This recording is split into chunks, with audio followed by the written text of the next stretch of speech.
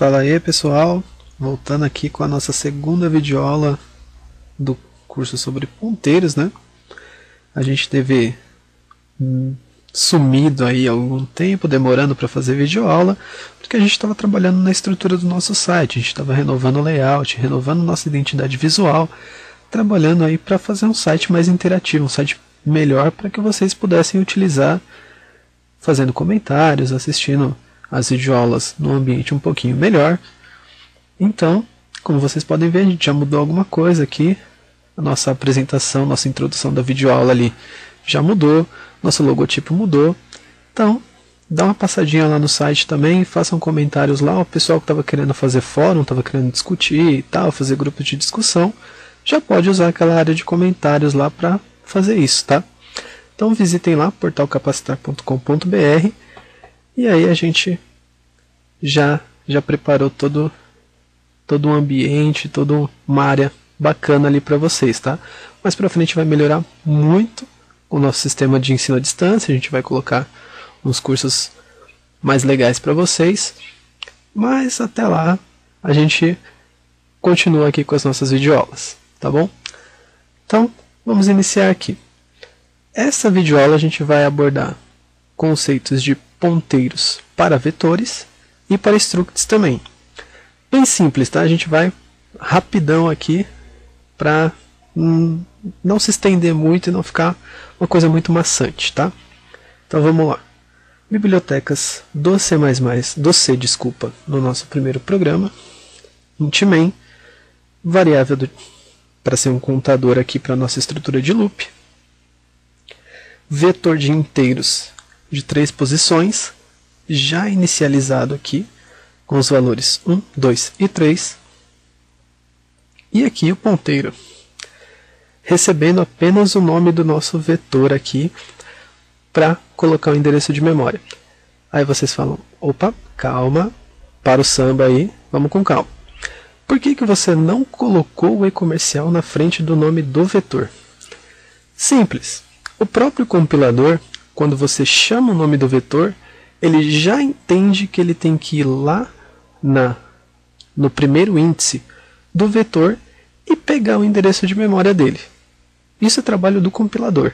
Então é por isso que eu só coloco o nome dele quando eu quero atribuir o endereço de memória ou quando eu quero fazer referência ao endereço de memória do primeiro índice do vetor.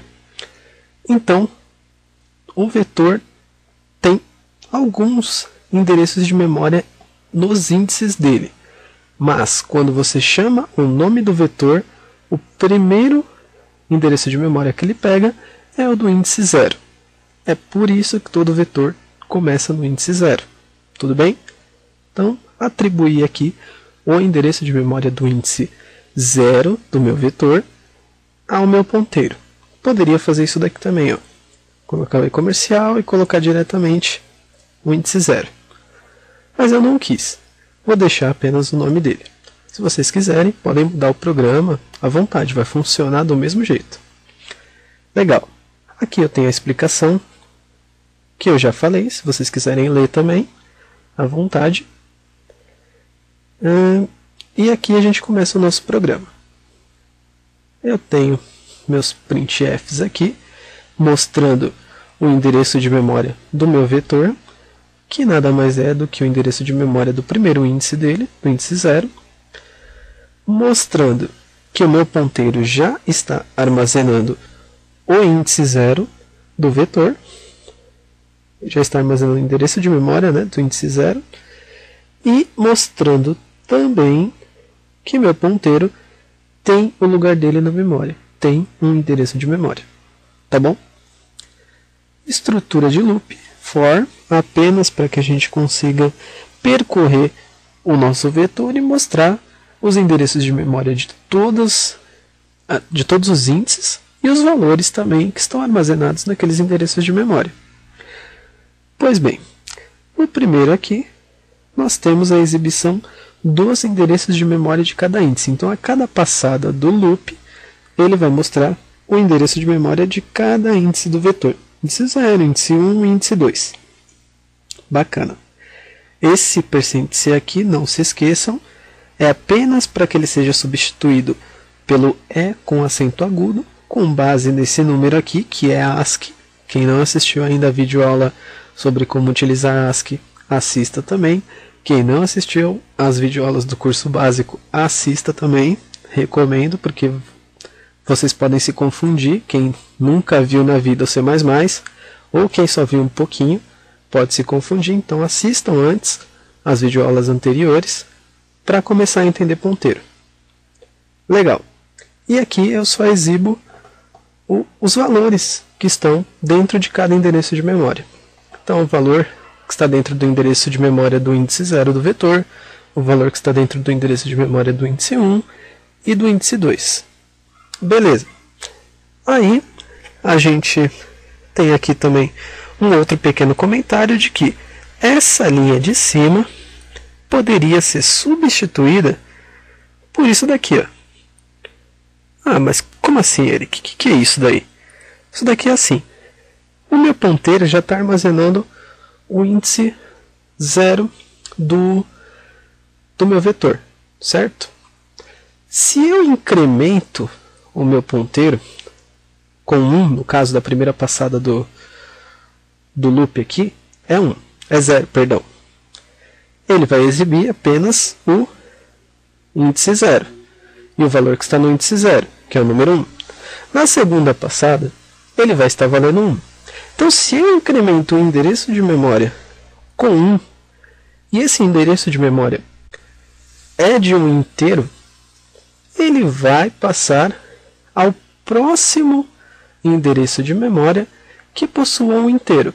Como o vetor está guardando os dados em forma sequencial, obviamente ele vai conseguir pegar para a gente o valor do próximo índice do vetor. Entenderam? Se não entenderam, a gente vai ver isso na hora que eu executar o programa, tá? Então, de novo, rapidinho, só para a gente entender. Eu tenho o endereço do índice 0 do meu vetor.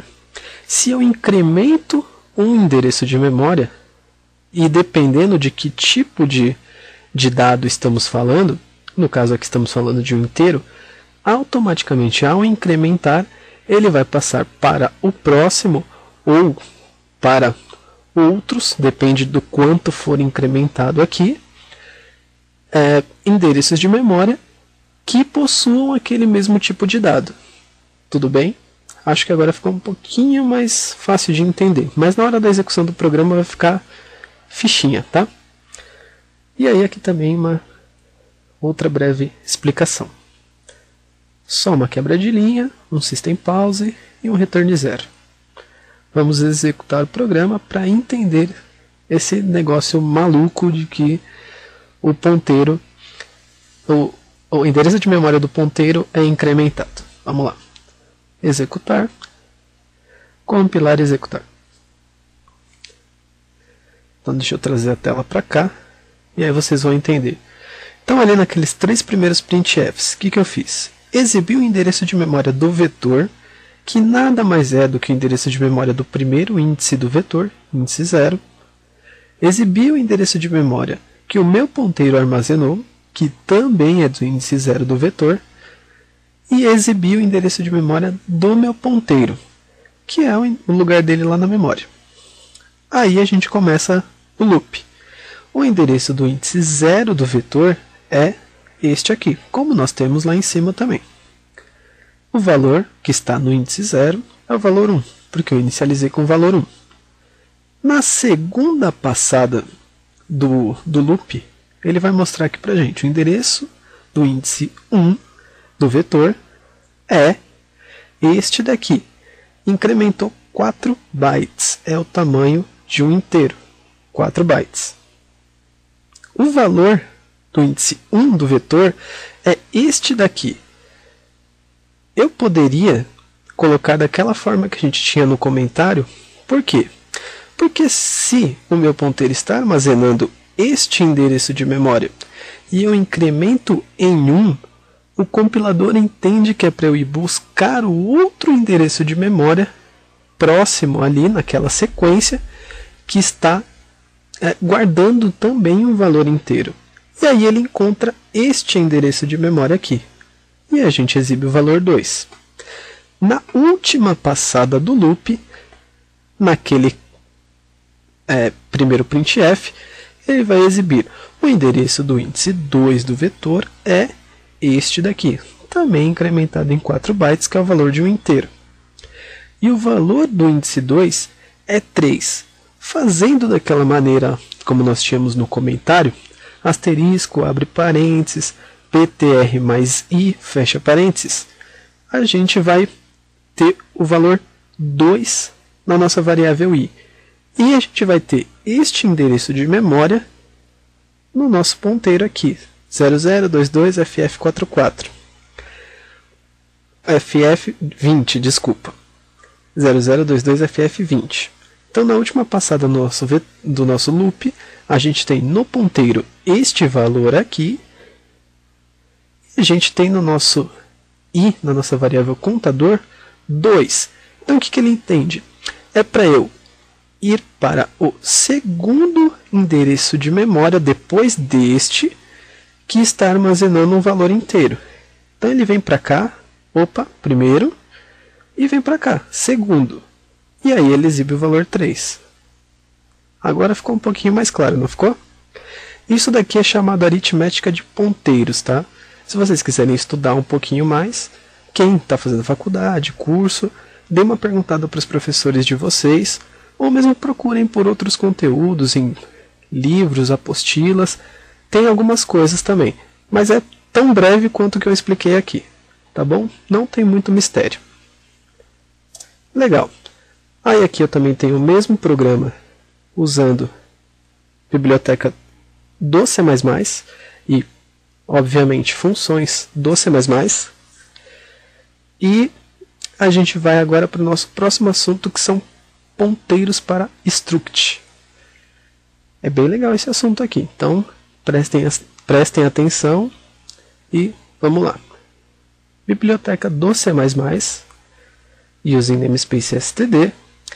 E isso daqui talvez seja novidade para alguns de vocês. Typedef. Vocês já viram que quando eu crio uma struct, no caso eu tenho aqui struct cadastro com o nome, a idade e o sexo, eu poderia criar uma variável aqui, assim, só colocando o nome da variável deste tipo de struct, ou eu poderia colocar aqui struct cadastro cad ponto e vírgula, certo? Por que eu coloco o typedef aqui? O typedef vai me ajudar a simplificar, a facilitar a utilização dessa struct, para eu não precisar escrever struct, cadastro e aí dar um nome para a variável. Então, eu crio um tipo que vai me ajudar a facilitar a utilização desta minha struct. Então, eu coloco typedef, coloco o nome da struct que eu vou criar e dou um nome para este tipo que eu estou definindo, que eu coloquei cadastro com C maiúsculo, ok? Como o C aqui é case sensitive, então isto daqui é diferente disto daqui. Cadastro com C minúsculo, cadastro com C maiúsculo, tá? Então é só para facilitar a utilização. Ah, mas como assim facilitar a utilização? De novo, você não vai precisar escrever struct, cadastro, nome da variável, ponto e vírgula. Você só vai precisar escrever o nome desse tipo que você acabou de criar e o nome da variável que você quer. Simples assim, como nós temos aqui embaixo. Ó. Cadastro, que foi o tipo que eu criei, e o nome da variável que eu quero, que é cad, com C minúsculo. Então, esta variável cad é do tipo cadastro, que é uma simplificação desta minha struct. Tá? É só para eu simplificar a utilização dela.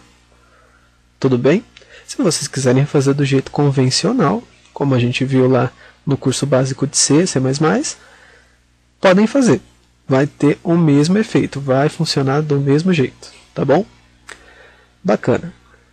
Meu ponteiro também tem que ser do mesmo tipo da variável que eu vou pegar o endereço de memória, então ele vai ser do tipo cadastro. Ok? E aí eu pego o meu ponteiro e coloco o endereço de memória da minha struct lá. Tá bom? Quando eu faço isso daqui, a minha struct ela tem um endereço de memória nela. Beleza. E dentro dela eu tenho outras variáveis. E cada uma dessas tem um endereço de memória. A gente não vai se aprofundar muito nisso daí, senão já vira bagunça, vira confusão na cabeça de vocês. Mas prestem atenção agora no que eu vou fazer e como eu vou atribuir valores para cada uma dessas variáveis que estão dentro da minha struct. Tá? Então vamos lá. Cout aqui, informando para ele começar a realizar, nosso usuário começar a realizar o cadastro. Pedir o nome. flushstdin, vocês já viram lá no nosso curso básico. É apenas para remover o buffer do cout. Sem.getLine funciona do mesmo jeito que o gets. E aí aqui vem a novidade. Ó. Eu coloco o nome do meu ponteiro e faço uma flechinha aqui, ó, com o hífen e o sinal de maior. E coloco o nome da minha variável. Tá? Também poderia, substituindo, né, na verdade, o que seria isso daqui. Eu poderia fazer isso daqui de um outro jeito que a gente vai ver lá no programa usando as funções do C, tá? Mas aqui a gente pode fazer dessa forma. Nome do ponteiro, hífen sinal de maior, nome da variável que eu quero. O sem.getLine, além da variável, ele pede também uma quantidade de caracteres. Então, colocamos aqui a quantidade que definimos lá no nome, tá bom? Isso daqui substitui isso daqui, que é a forma convencional, tá bom? Usando ponteiros, é assim. Sem usar ponteiro, é assim. Bacana? Aí eu peço a idade, atribuo apenas com CIN da mesma forma, peço o sexo da pessoa e atribuo com CIN também, da mesma forma. Bacana?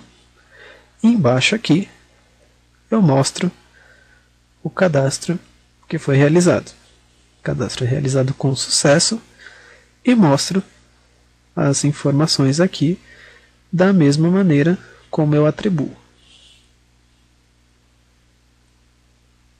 Coloco aqui uma quebra de linha, System Pause e Return Exit Success. Ok? Vamos ver esse programa executando.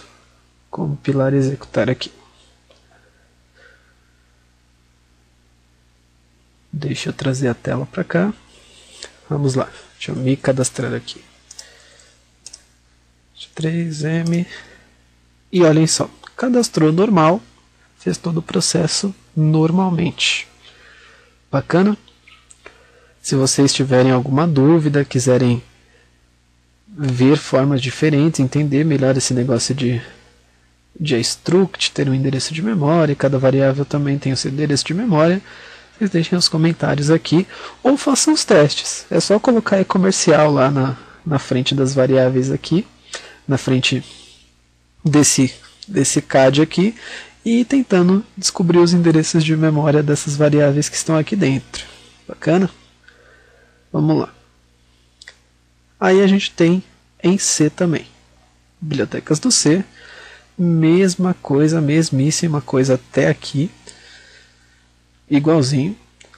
Aliás, até aqui, né? Igualzinho. Não muda nada. Aqui para baixo vai mudar o cout para o printf. Aqui eu peço o nome. E aí aqui já muda. Ó. É o gets. E eu coloco dessa maneira aqui. Ó. Lembram-se que o gets não precisa de comercial. É por isso que eu não coloco. No C++, nunca, quando a gente faz aqui, ó, no C++, nunca vai precisar de colocar e-comercial, tá bom? No C, como você vai usar o scanf, você vai precisar colocar e-comercial aqui, ó. Mas vamos por partes. Pedi o nome, fiz o gets dessa maneira aqui, ó. Então quem estiver acostumado com a forma convencional, quiser colocar o ponto lá, não quiser colocar a flechinha, né? Coloca dessa forma aqui, ó. O seu ponteiro, o nome do seu ponteiro, precedido de asterisco, entre os parênteses, ponto, o nome da variável que você quer. No caso, o nome. Na idade é a mesma coisa, porém, como eu estou usando scanf, preciso do especificador de formato, preciso colocar o e-comercial e faço a mesma coisa. Bacana? GetChar, printf pedindo o sexo da pessoa, scanf colocando especificador de formato, e-comercial e a mesma sintaxe mudando apenas o nome da variável. Beleza? GetChar de novo, quebra de linha e mostro o cadastro realizado da mesmíssima forma como eu peço os dados. Bacana? Exceto pelo e-comercial aqui, né? Ok? Os /n aqui para dar quebra de linha, system pause return 0 e vamos executar o programa que vai funcionar igualzinho ao último. Sem novidades aqui, tá? Então vamos lá, vamos me cadastrar novamente, 23M, e ele exibe aqui normalmente também, tá ok? Então é assim que a gente trabalha com ponteiros para vetores e para structs. Eu espero que essa videoaula aqui tenha facilitado um pouco a vida de vocês aí, principalmente que estão na faculdade, estão fazendo curso, estão se matando aí com ponteiros para vetores e para structs. Beleza? Na próxima videoaula a gente vai finalizar vendo ponteiros para funções. Sim, ponteiros para funções. Aposto que na faculdade vocês não vão ver isso. Alguns não vão ver, pelo menos isso eu tenho certeza. E ponteiros para ponteiros. Ponteiros para ponteiros vocês até veem, mas ponteiros para função dificilmente vocês veem, até porque eles só vão servir basicamente para você passar funções como parâmetros para outras funções. Mas isso daí é um assunto para a nossa próxima videoaula. Vou deixar vocês pensando um pouquinho, assistindo essa videoaula de novo, se for o caso. E espero vocês aí na nossa próxima videoaula. Forte abraço a todos e até lá!